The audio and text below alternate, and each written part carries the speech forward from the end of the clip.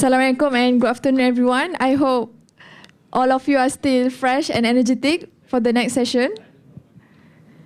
Okay, in this session we will discuss on engaging the religious other, challenges for Muslim-Christians relation in Malaysia, a minority perspective.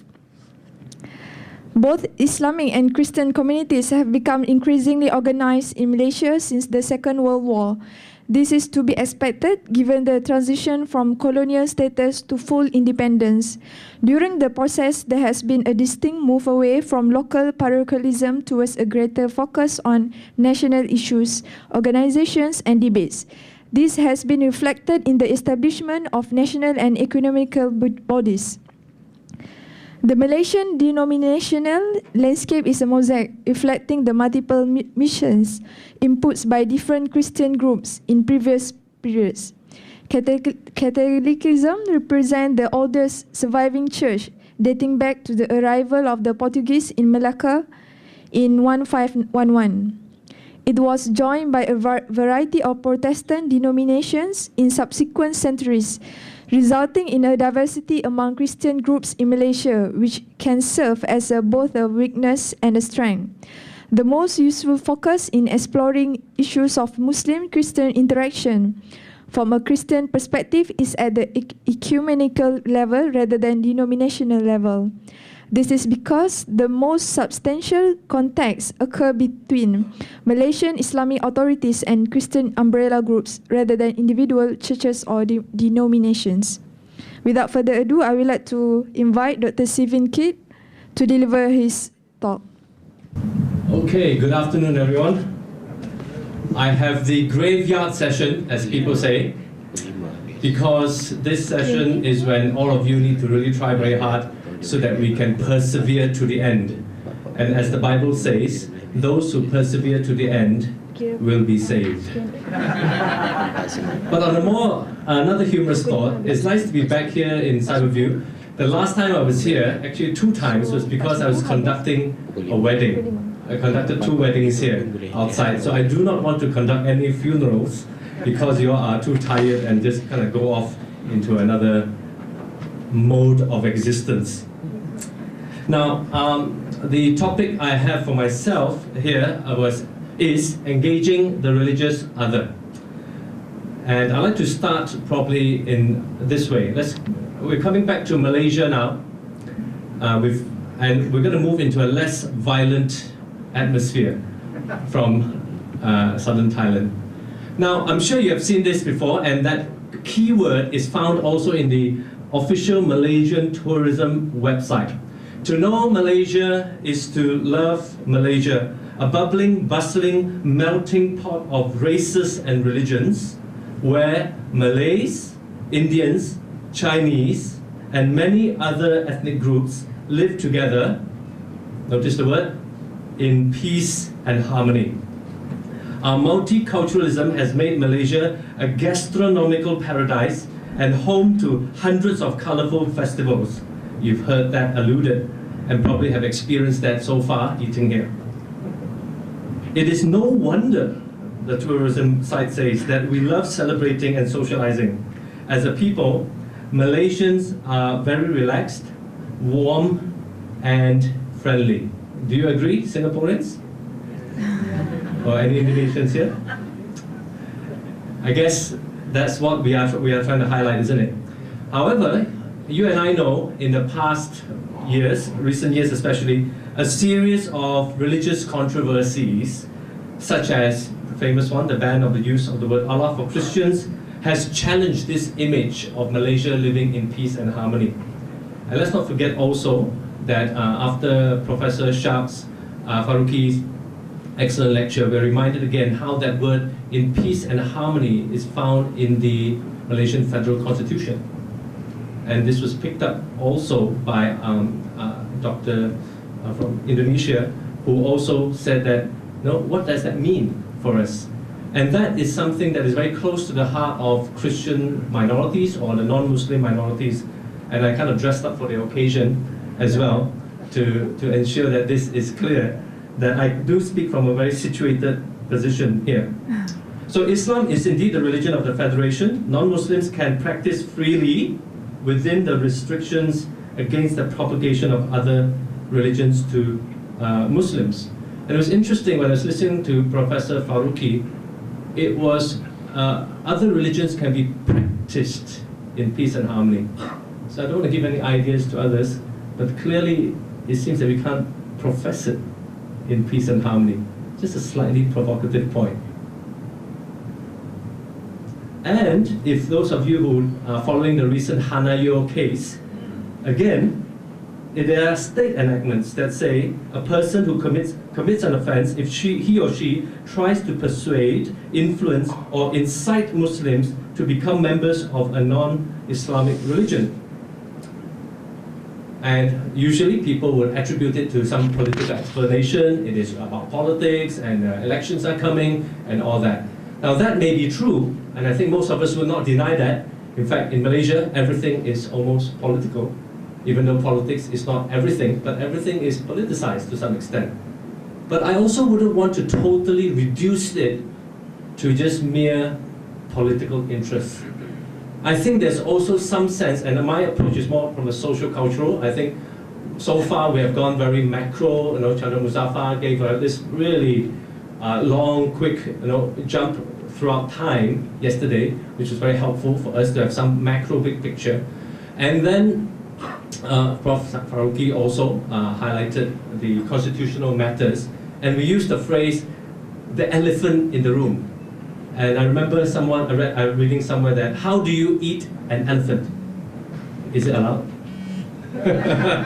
You eat it one bite at a time, and we just can't eat the whole thing. And I think there's also another Malay proverb that loosely translated is that when two elephants are fighting, the mouse or the mouse deer is often trapped in the middle. And in that sense, I sometimes feel, as a minority, or I think trying to express the feelings of the minority, is that non-Muslim minorities sometimes feel that they are trapped in the middle. Now the question is, who is the elephants? And some would attribute it to political parties, whether it's the UMNO or PAS in those days. Now others might be attributing it to more race or religion. So there's much that we can reflect and think about. And I would like to just go on further. What are the three questions that helps me to orientate myself in this presentation? Well, the first question is quite straightforward. What are the challenges faced by Christians in Malaysia? And I use Christians as a case. I'm sure there are other religions.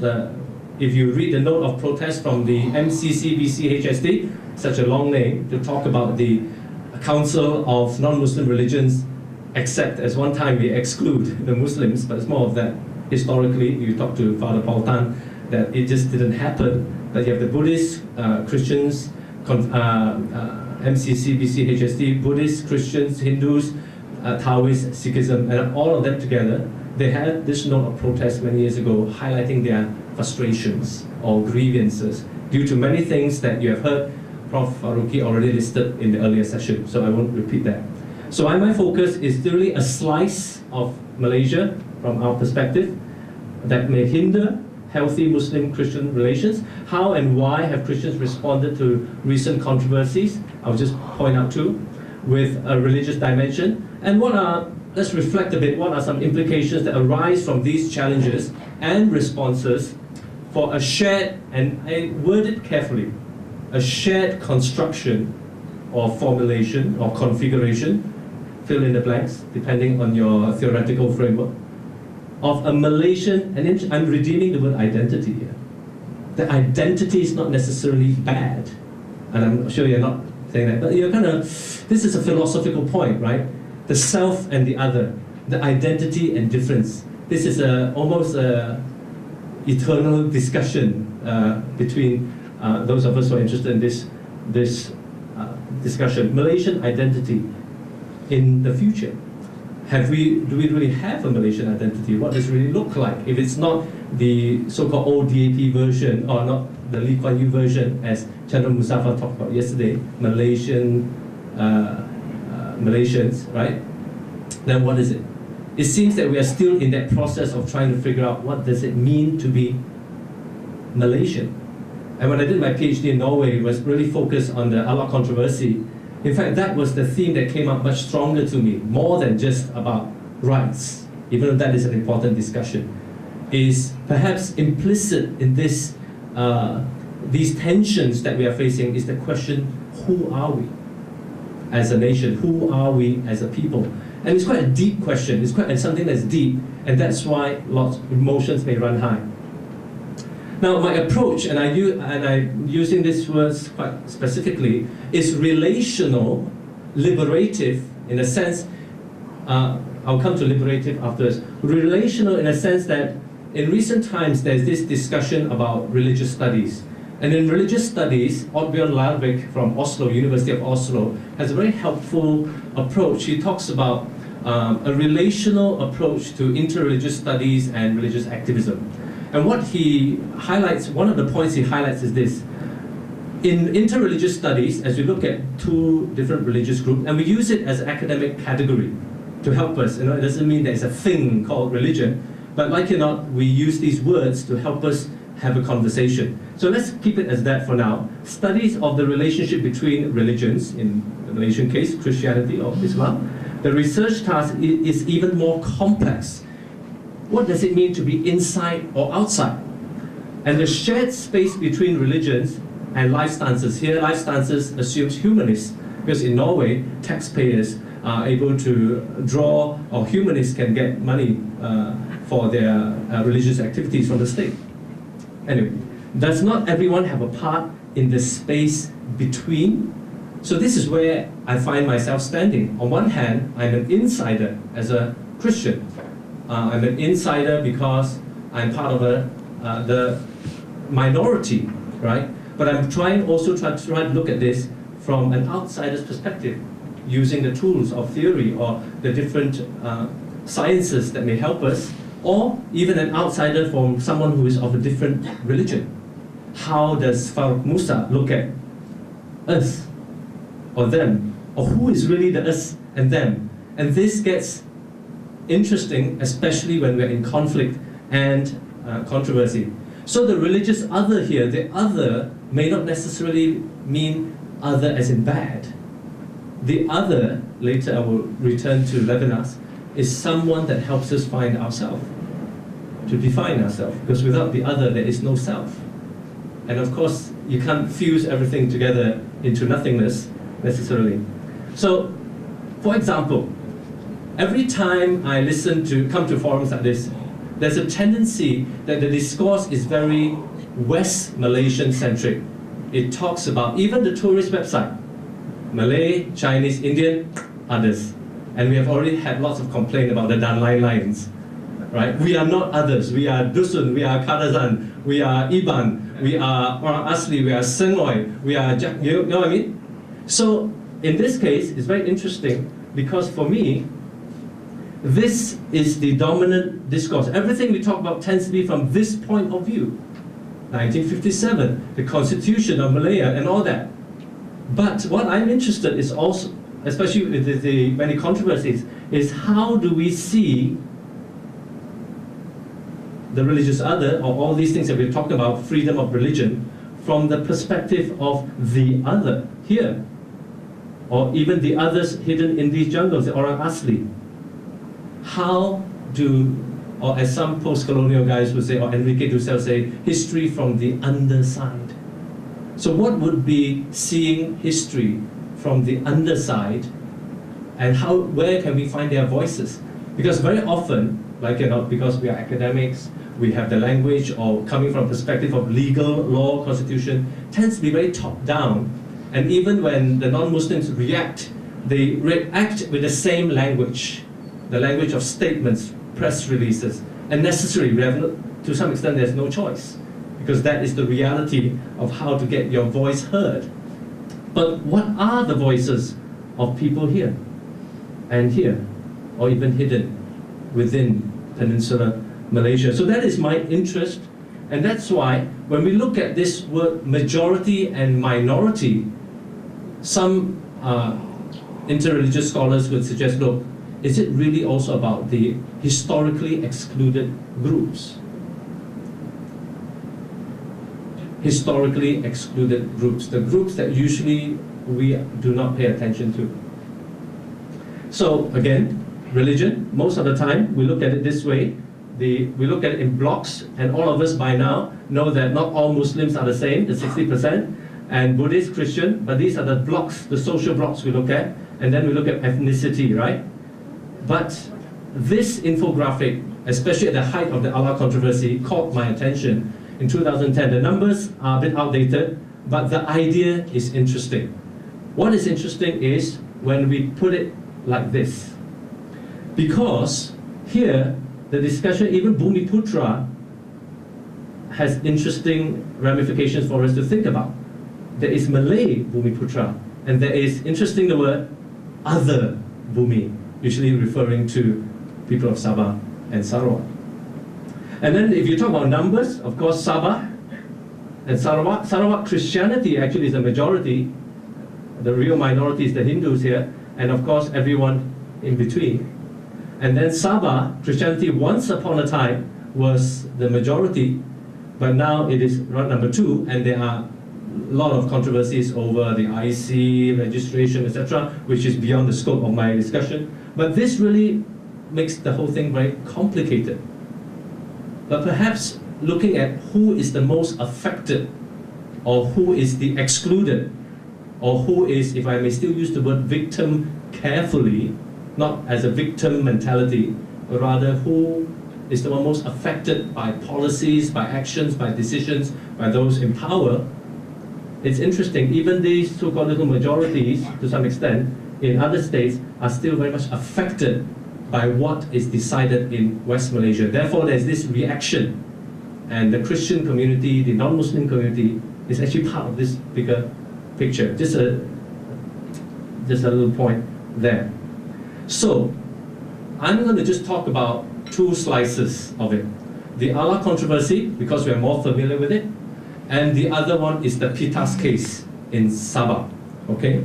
And why am I talking about these 2? Partly because of familiarity, but for the Allah controversy, most of us may have heard, and usually the most vocal voices that we have heard are the ecumenical bodies, the Christian Federation of Malaysia. I've just looked at their website again. The past 10 years, they have come out with more statements they have done since the beginning.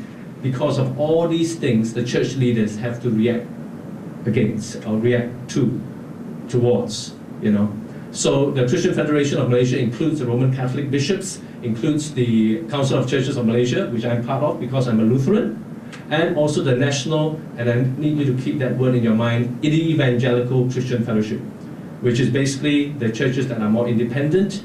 Sometimes we would include those who refer to themselves as the Pentecostal Charismatics. And also all these groupings, are all underneath this body. But the Christian Federation of Malaysia is actually only mainly the voice of West Malaysia. In East Malaysia, there is an association of the churches of Sarawak that is their version of the CFM, and also the Sabah Christian Council.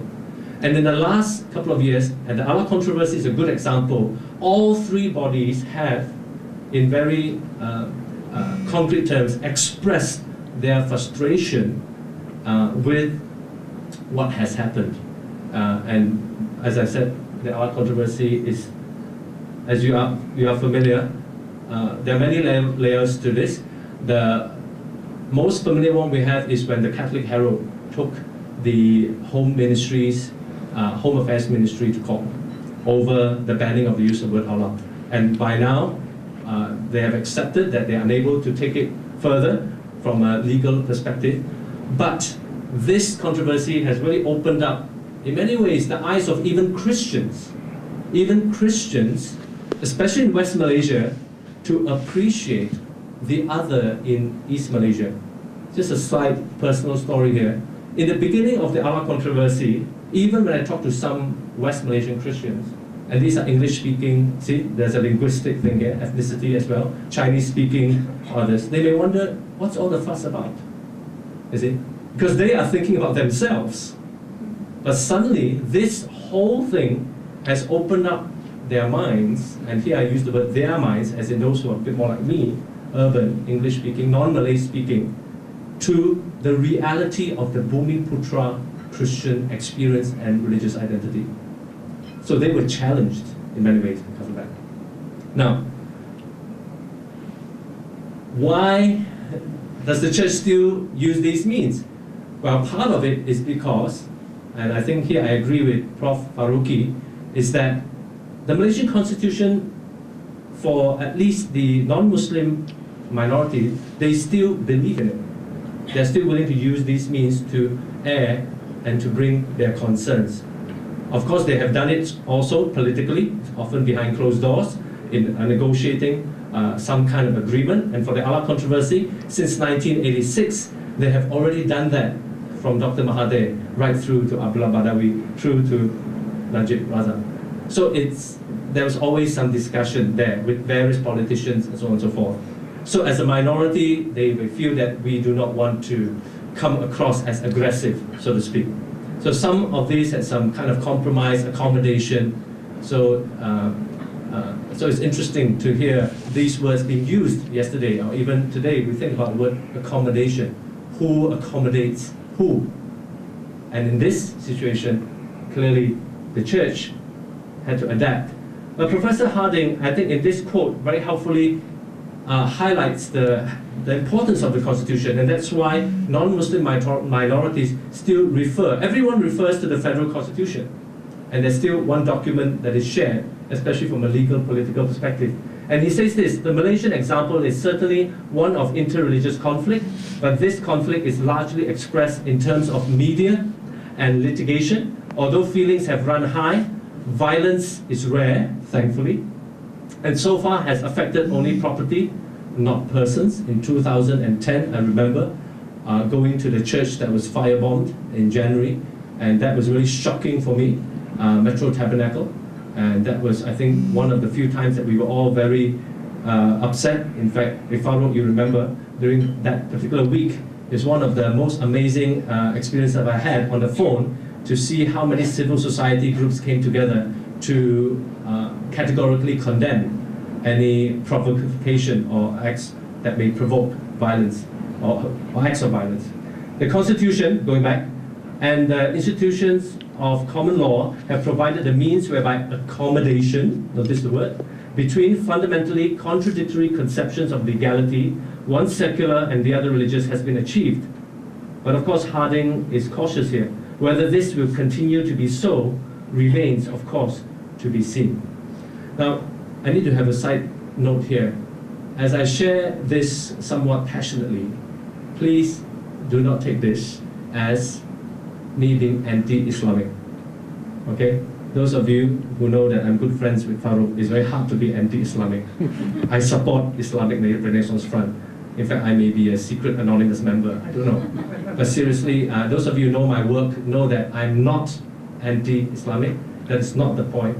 But there's also a need to be honest, to really put it on the table, the real struggles of the non-Muslim minority. And I offer it more, not so much of trying to be anti-Islamic or any way, but rather as an invitation for us to reflect together how the religious other may affect us too. That what is experienced by the religious other is affecting us. And here again, we have talked about the legal stuff, the political, and we have gone through this many times. And what is the relational aspects of this? And how may that liberate us, in a sense, help us to transcend race and religion? Okay, I better be careful. The pastors get preachy, at times.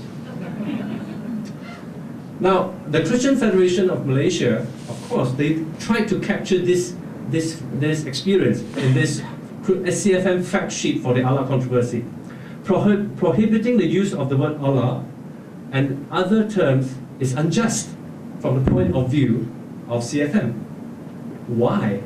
Now, there are many reasons. There are human rights reasons, there are legal reasons they have offered. But one of it is this: Bumiputra Christians should be given the respect and freedom to call God in the only language they have in common. This is important to their religious and cultural identity. Christian Federation of Malaysia. But this is a very top-down statement, isn't it? Still important. It tries to summarize some of the things that I will show you from this point onwards. When I was doing my research from 2000s that looked at comments, at the very least on internet, English, just English is very interesting. And I've selected some to highlight from 2007, 2014, just picking up some, just to highlight the voices of the Bumiputra Christians. You see, even this concept of Bumiputra Christians interrupts us, doesn't it? Because usually when we think of Bumiputra in public discourse, it is associated with Malay Muslim. Even Article 153, we were thinking about Malay Muslim. That's the dominant way we discuss and we reflect on these matters. But just the idea of someone speaking in Malay, who's a Bumiputra Christian, now using the word Allah to refer to God, of course the understandings are different, is a very interesting moment, or has been an interesting moment for, I think, for the nation. So, for example, and here are some samples just for us to hear their voice. And why is it important? Because there's also a danger within the minority Christian community, the non-Muslim community, to just subcontract the voices to the leaders. But during this period, the others, and in this case the Bumiputra, those who were able or had access to the internet or access to various means, were able to express themselves.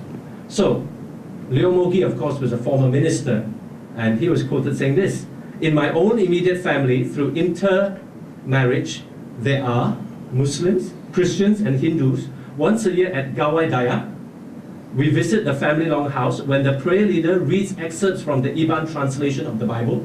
And by the way, that is also restricted. "The words Allah Ta'ala are an integral part of prayers." Notice what they use the word integral. This is 2009. "There is no hint of confusion among Muslim members of the family." It's a very interesting little quote, because in this quote it captures the multiculturalism even within a family, the multi-religiosity within a family, and how they're able to live together with mutual respect, mutuality. And of course, this is because the Allah controversy brought these things up for us to hear. This is very interesting. Malaysia woman. In fact, this letter in Malaysia Kini really inspired me a lot, because she didn't give us her real name, but she just used the word Malaysia woman, 2007. And then she said this: "Growing up in the longhouses, quote, and towns of Borneo in the 1960s and 70s, I had no idea." Listen, she said, "I had no idea that the Muslim God was also called Allah. All I knew was that in my church, God the Father is also called Allah in the Borneo language church services, as well as in the Malay language church services." Of course, she goes on, and here is where you have theological differences. And what's the difference? You'll see it at the end. But at the beginning, it's interesting how she negotiates this. "I don't know whether the Allah that Christians worship is the same God as the Muslim Allah." In fact, recently in US there was some debate over this, over a professor who said something of this nature. "They may be the same, they may be not." There's someone on the ground talking. "This is not a topic to fight about," she says. "All I know is that the Allah I worship is a God of love, of forgiveness, of gentleness, and peace, and of salvation, and of all that is good and moral." I think so far so good. But of course, here she does recognize there's a difference. She says, "And he sent his son, Anak, to earth for me, a sinner, and by faith I believe in him." So that's her expressing how she understands Allah for her. Another one, and now this is it. So that part, of course, gives you a sense earlier of the multi-religiosity, Leo Mogi's quote, the question of language and education, because in Sabah Sarawak, the dominant language actually is not English, but actually Malay. In fact, many a times when we come to West Malaysia to speak, some of our West Malaysian Malay Muslim friends would be quite impressed, or at least find that, oh, they are quite similar to us, right? But this is interesting, by land below the wind. I know sometimes you find that these guys who comment on the internet, they have very interesting names. 2010. When Christianity came, now there's certain historical consciousness here, came to Borneo long before the creation of the Malaysian Federation. We were already using religious materials from Indonesia. So there's a regional dimension here as well. I cannot imagine the feelings of my own people after such a long time. We are no longer allowed to use the term Allah. And this is very interesting. He says, or she, let's not assume it's a he, we paid the price for joining Tanah Melayu. That's a cry coming out from this quote. A certain frustration. The next one is a little bit more positive, but a bit more cosmopolitan. Because now, what I want to just highlight is that this person describes a little bit the difference between living in East Malaysia, her experience as a Bumiputra Christian, and then moving on to West Malaysia, how things change. Notice, my father is a non-Muslim Bumiputra. My mother, a West Malaysian Chinese. My sister and I grew up attending Mass, read books on Buddhism. My mother's Catholic brother, who practices Buddhism meditation, introduced Islamic poetry to our family. We have Muslim cousins and aunts. My East Malaysian cousins and I share ancestors who were Bogohisans, pagan medicine women, and men who held Bomo abilities. My family members and I, regardless of faith, whether Muslim, Christian, or Buddhist, understood that Allah and Tuhan could be used interchangeably. She goes on, it was never something to get confused about.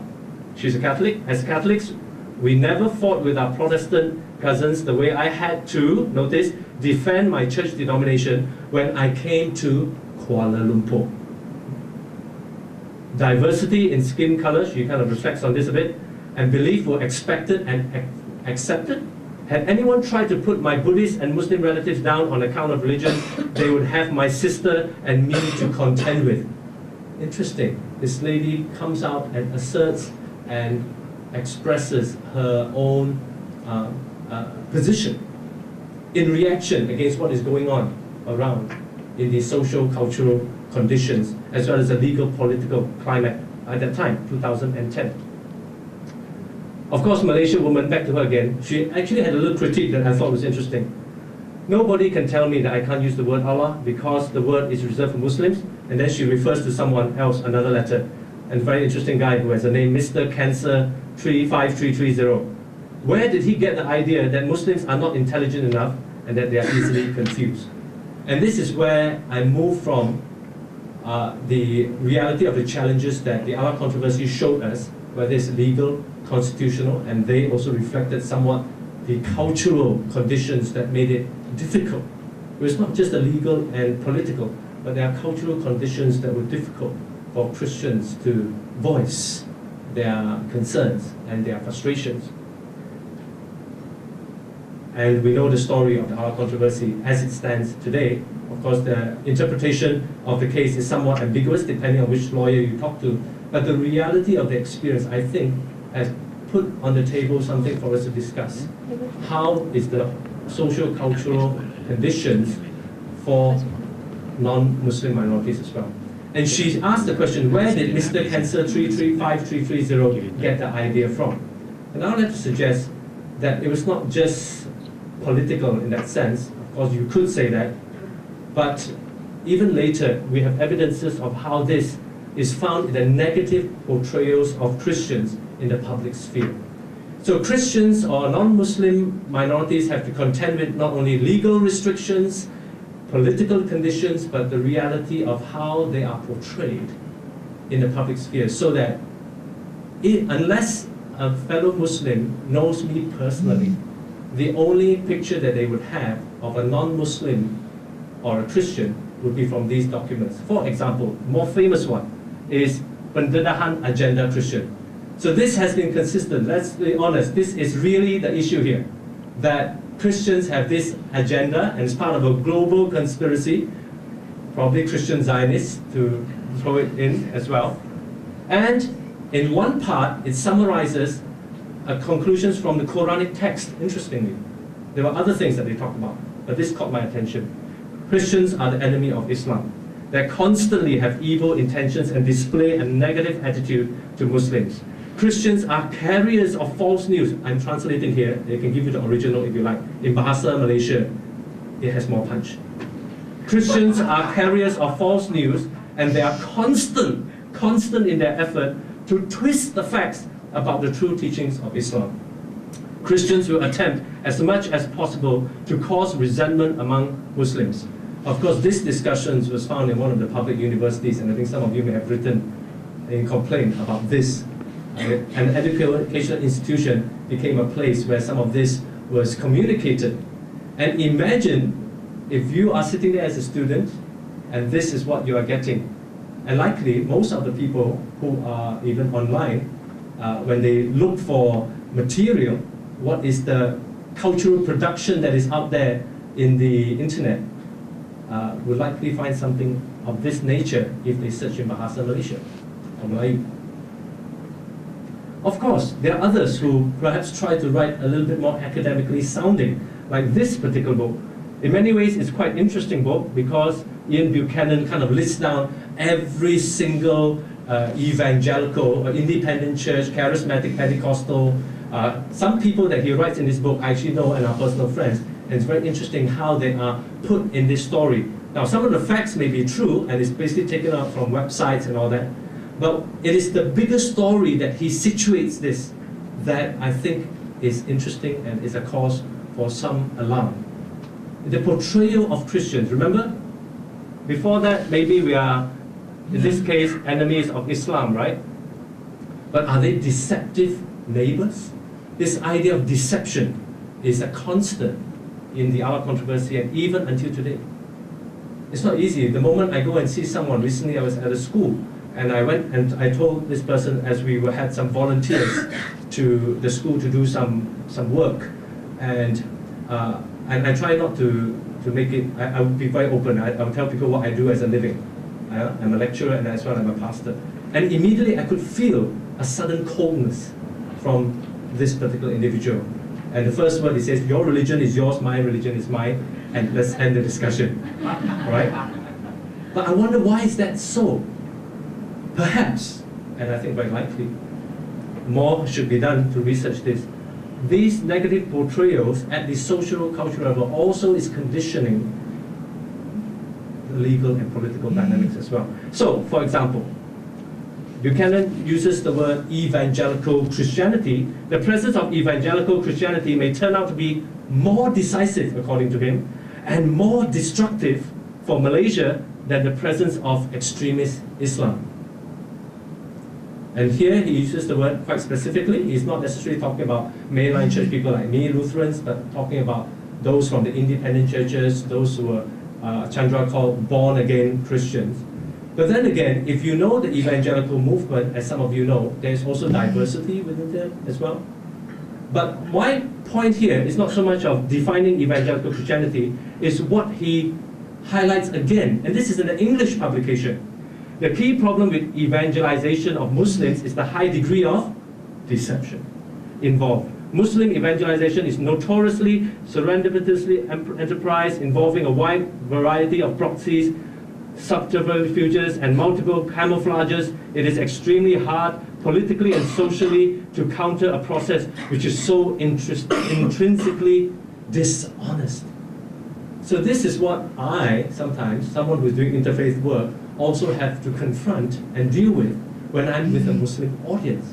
Because it seems to me that the first thing that may be in the minds of the Muslim majority is that the Christians are dishonest. They're out to get us. They are enemies of Islam.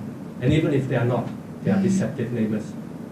But that's the challenge that Christians have. So for example, even on one of the internet comments about the Allah controversy, this person says, rather than converting people based on the beauty and doctrine of religion and leaving individuals to make their own willful choice of religion, interesting, this person believes somewhat in freedom of religion, but there's a hindrance here. These Christians resort to this cunning and devious means to contextualize their religion to convert others, including Hindus, Buddhists, to accept the divinity of Christ. Now, let's face it, Christianity, Islam, and even now Buddhism is also somewhat missionary. Let's not forget, there's a Buddhist revival going on. Hinduism also is becoming more missionary. There's a sense of capitalism, someone said, the world religion, right, that is most subtle, is that there is always a sense that if we truly believe that what we believe is true and honest, there is a sense of you would communicate that. Okay? Now the question is, when is propagation, when is profession crossing the line to an unethical mode of proselytization, if you want to use it more neutrally? The way often we use proselytization is more negative. But these are the things that we can't ignore, and I think deeper down, we have to address this. Civil society somehow has to address this in some way. Of course, it's not all bad, okay? So Part9 already recognized how many Muslims during the whole Allah controversy was able to stand up for the rights of the Christians to use the word. He also recognized that Muslims are all not monolithic, and it's important for religious leaders to make that kind of statement, because let's face it, for many non-Muslims and Christians, there's also the danger that they are in a victim mentality, that they feel they are under siege, and therefore it is an us versus them. They, the Muslims, Malay Muslims, are after us. And there are moments where I don't want to deny that there are moments when I talk to some Christians that seems to be that feeling that's coming out. So words like this from Bishop Part9, someone very respected, is important. But I also noticed those like 1G, for example, turns the whole Allah controversy as a point of self-critical reflection. And for the non-Muslims like us, like me, to see that happening actually is quite illuminating. And I'm not just talking about what we term lay people, or the profs like Prof Tajuddin or Faruq, but when someone like a clergy figure speaks like this, it is important. In fact, I invited 1G to the seminary recently to give a talk on RUU 355. I'm not sure how many of my pastors converted to Islam that day. But seriously, their vision, their picture of a Muslim was radically challenged on that day. Interestingly, the religious other, who is the us and them, blurs for a moment, but then reconfigures. It's no longer us Christians and them Muslims. Is, oh, some of us Christians and Muslims and others, as well as even there may be Christian, Muslim, Buddhist, others. The other side is a different us and them. It's still there, but it's being reconfigured. Okay, 40 minutes. Can I have another 5? Yes. Yeah, I time myself very carefully. Okay. And this is why this comment is really interesting. 2004, an internet comment. By the way, I had to dig through 3,000 over comments to look at this. So this is really interesting because Kamal said, and this is during the time when Jais had a raid on one of the churches in Jaya. And he said, as Muslims, this is a Muslim talking, clearly, unashamedly talking about himself, we should be ashamed that our insecurity in our faith and weak grasp of our professed religion is the cause for tyranny over others. There's kind of this self-reflection going on. And it's interesting, as I speak to some younger Muslim intellectuals, like some of you and others, there's this very interesting, healthy, let people who think, let my people think going on. There's a certain kind of thinking that happened even to the Christians when they first were confronted with the Allah controversy as well.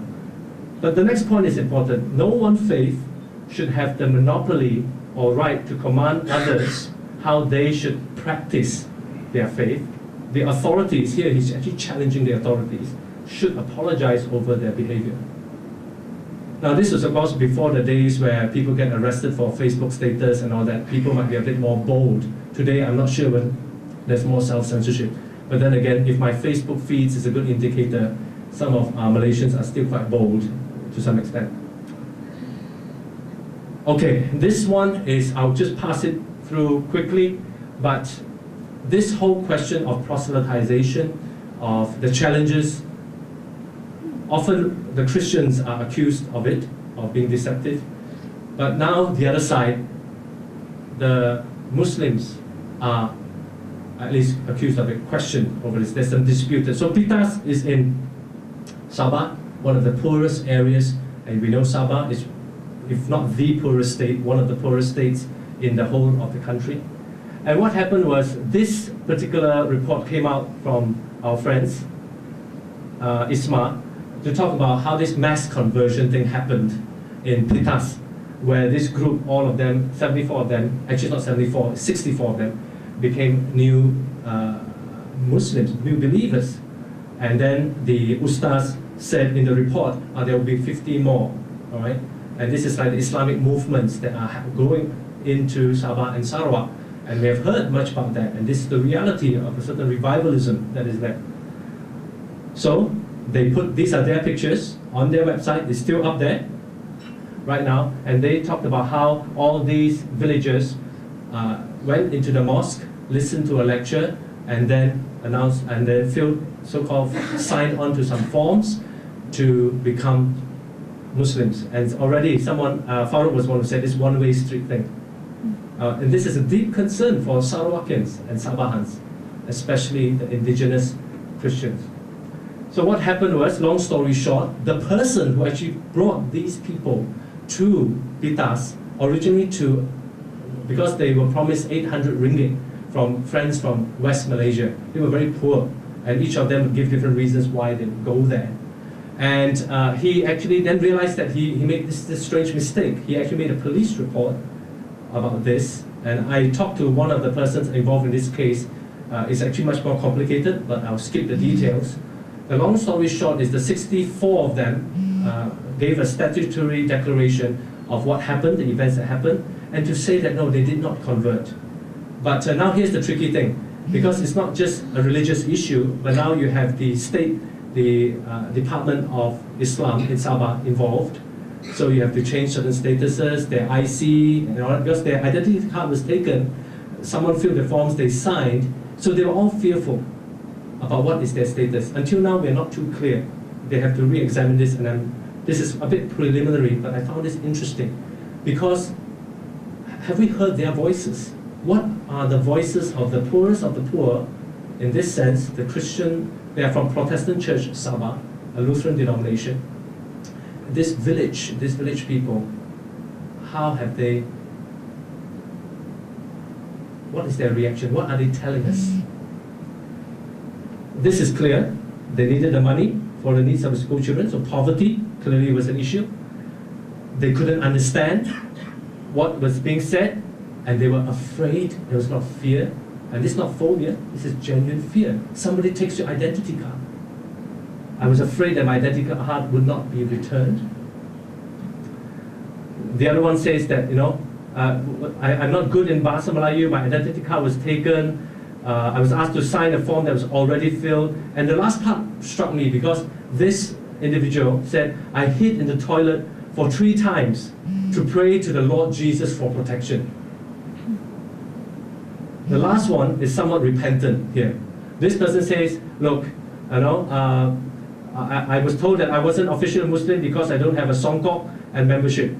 I was told that if I embrace Islam, I will be given a salary. I admit that I did pray with them and confess I have made a statement to Islam, but I regret to the 2 incidents about this is a mistake. What happens if it's a mistake? Right? So here, I know it's somewhat uncomfortable, and again, I'm saying it not because I'm anti-Islam or anything, but this really brings to us really interesting questions that was rightly raised even during the Allah controversy towards Christians, but now within the Muslim community, we have a shared concern that we can talk about and think about together. Just in case, no names, but just some faces for us to look at us. In closing, just some reflections. Are there shared principles, ethics, and practices of religious dialogue witness that we can return to and think about? The Christians, of course, for many years, because of our missionary activities, at different points, there were times that it was done better, with no coercion. There were other times there were coercive elements there, or overzealousness of some parts. The Catholics, the Evangelicals, World Evangelical Alliance, World Council of Churches came together, and they actually worked on a document for guidelines for these practices, religious practices. In other words, you cannot just depend on laws. Of course, there will be a discussion on that. But religious communities themselves need to wrestle with these and deal with these internal challenges. as well as the external. The Marrakesh Declaration was interesting for me because that of these parts that says at the end, for the beyond mutual tolerance and respect, cooperation must go beyond mutual tolerance and respect to provide full protection for the rights and liberties to all religious groups in a civilized manner that eschews coercion, bias, and arrogance. We affirm that it is unconscionable to employ religion for the purpose of aggressing upon the rights of religious minorities in Muslim countries. The evangelicals themselves also have wrestled with this. So what I'm trying to point out is, it is important for religious communities to also see the internal discourses in the other. Because then we can draw not only on human rights discussions, but sometimes, very often for the masses, they are unable to follow Professor Shad Faruqi's lecture, which is so excellent. But the nitty-gritty of law, my wife is trained as a lawyer, is something that requires a different mode of thinking. We need to get people to there, but most people are not. And this is where religious communities may have to come in, role of those of us intellectuals who have a religious dimension, etc. And this is the statement by the evangelicals, all right, who came up with this statement. And here they say, of course, that if I go down quickly, we need to listen to and understand Islamic or Muslim perspective so that our relationships with the Muslim community are not only based on biblical principles, but also culturally appropriate, contextually relevant. They are referring to this whole accusation of, or the reality sometimes of Christian inducement to conversion should be seriously examined. The point of self-critical examination. But of course, at the end, they say this, we hope Muslims too will be willing to take the same critical, self-critical approach with regard to their practice of relief and development of the da'wah.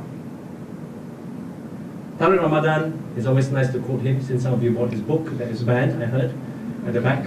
It is impossible for us as Muslims to remain silent as irreversible injustice is done to the poorest and weakest of members of society in the name of our religion. And I would just, if I can just replace the word Muslim with Christian and fill in the blanks, anyone. Secularist, Marxist, and all that, anyone. Post-structuralist, you know. We're all in this together. And I will close with this. Okay, may I? My closing is to bring to you these four faces, an opportunity for us to engage the religious other in the reality of four missing persons. Pastor Raymond called on the next week, 23rd of May, it will be the 100th day that he is missing. He's not just missing, we are very sure he has been abducted. There's video evidence. Some of you are aware of what I'm talking about. The other two, of course, Joshua Hilmi, we just know that he's missing. We're not too sure what has happened. But even for many Christians, because of what happened to Amri, Mr. Amri Jaimat, who's a Muslim, who has also believed has been abducted, at the very least gone missing, this really interrupts us in the way we view the us and them.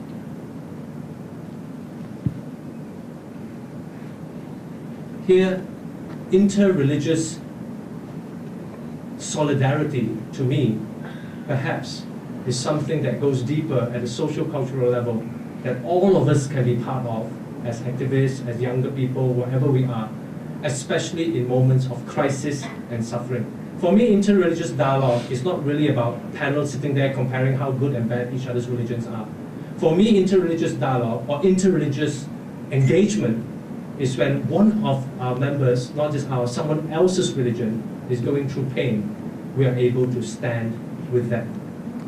And this is what happened when I had the opportunity to organize this candlelight vigil in Seremban. The special branch came to ask me what I was trying to do, and I spoke very friendly to them, and they were very friendly. They joined us that night.